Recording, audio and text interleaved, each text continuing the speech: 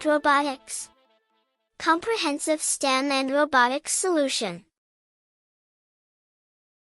Hello, students. Welcome to Edisoft Robotics.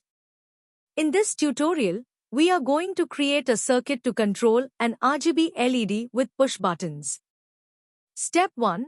Place a breadboard on a flat surface. Step 2. Connect the positive and negative terminals of the 9V battery with the breadboard's power rail. Step 3. Place the RGB LED on the breadboard as shown here.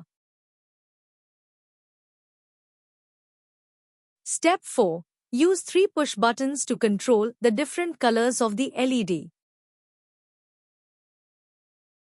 Step 5. Connect a resistor to the negative leg of the LED and the other end to the negative line of the breadboard. Step 6. Connect the red leg of the LED to any of the terminals of the push button. Repeat this process for the blue and green legs of the LED.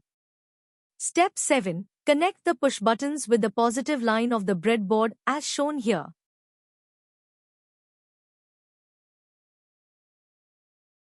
Now, click on Start Simulation to see the circuit in action.